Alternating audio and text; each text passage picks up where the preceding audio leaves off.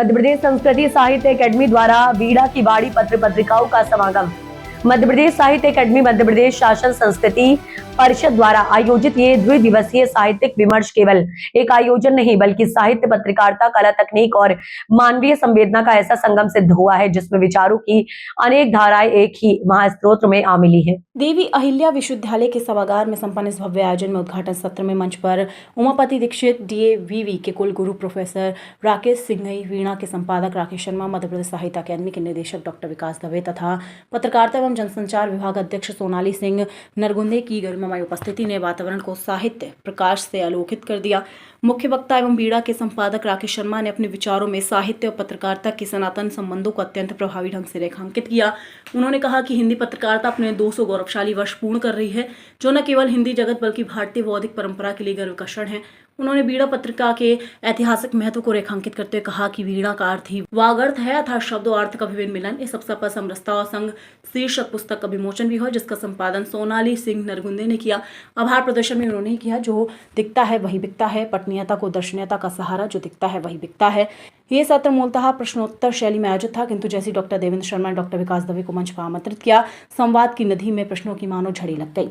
उर्दू देखिए, मैं आपको बताता हूँ, हुस्न की भाषा है, उसमें आकर्षण ललचाती है, लेकिन उसको समझना पड़ेगा। अगर आपके पास उसके विधान की समझ नहीं है तो हमारी हिंदी जो है वो इतनी गरीब नहीं है, इतनी निर्धन नहीं है। आपके पास जो बहुत सुंदर शब्द है, कविताओं में है, लेखन में है, लेखों में है, कहानियों में है, लेकिन उसको समझ के अगर इस्तेमाल करना चाहते हैं तो समझ के करें, वरना मत करो।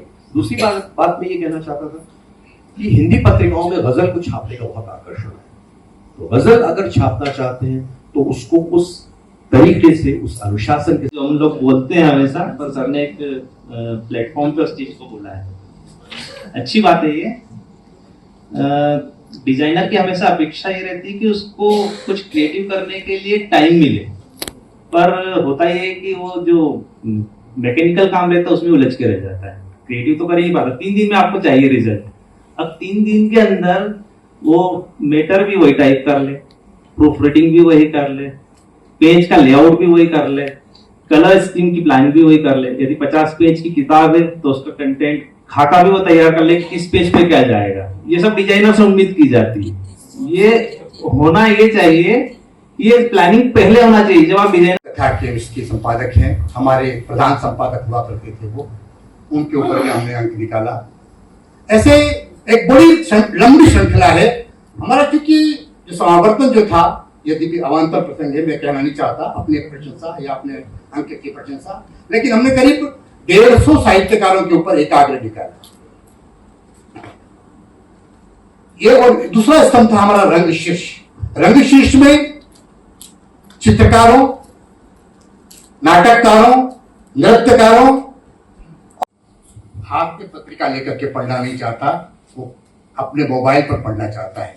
मोबाइल पर वो कितनी देर तक पढ़ पाएगा ये आप सब समझते हैं, लेकिन